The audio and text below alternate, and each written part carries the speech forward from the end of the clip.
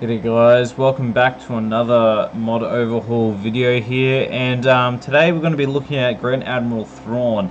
Another easy one, I would say. Really, Thrawn is, you want him to be as fast as you can get him to get those plays rolling. So like in, I'm not sure if you watch some of Arnold's videos, but when he's on his free-to-play account, there's many times where he'll need to use Thrawn in a separate team. Sometimes he's done it against maybe a Padme or a CLS team, where your Thrawn needs to be the first one to go to fracture one of the key enemies. So like for example in a Padme team, you want to be able to fracture Padme so she doesn't get that protection up rolling.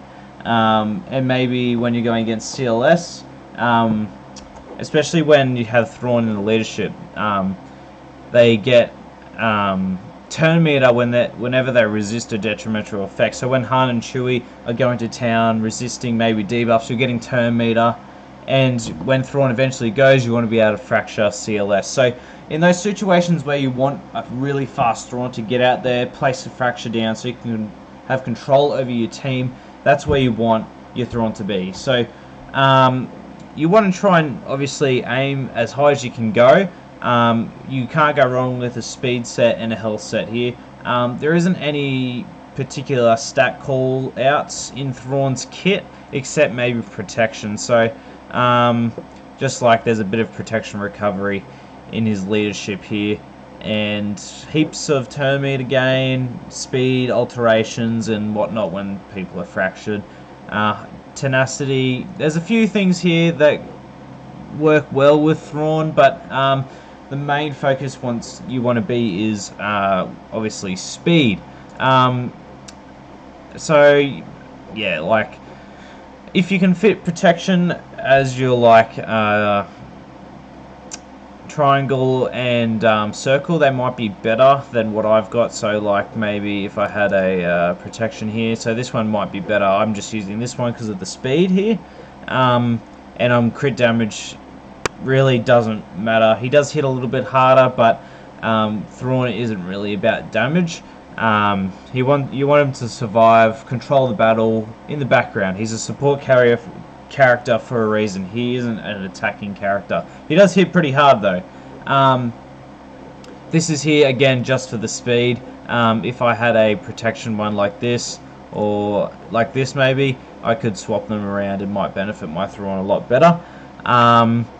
Again, try and aim for protection secondaries, just because of when he's in the leadership, he's recovering 2% protection, and because your protection base stat is higher than your health, you might as well put protection on there. Tenacity is nice, because maybe when you want him to resist the stuns, he already gets 100% tenacity when, I think, is it when characters are fractured from his unique ability?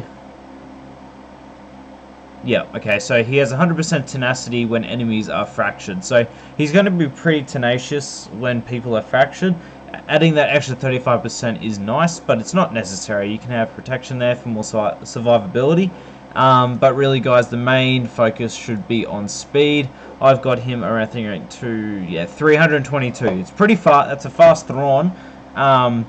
In most cases, I will be able to outrun just by myself. Like if I had Thrawn the leadership, I will be able to outrun most teams, which is what you want. You'll be able to fracture people early, control the situation, and set yourself up for a win. So hopefully, guys, that gave you a bit of an idea in how you're gonna mod your Grand Admiral Thrawn as fast as possible. If you can fit protection into him where you can and not lose any speed, that is fantastic. I might even change this over now. I will lose 3 speed, but that survivability might change things. So we'll see how we go, guys, but hopefully you kind of learnt how you're going to mod your Thrawn, and we'll leave it at that there.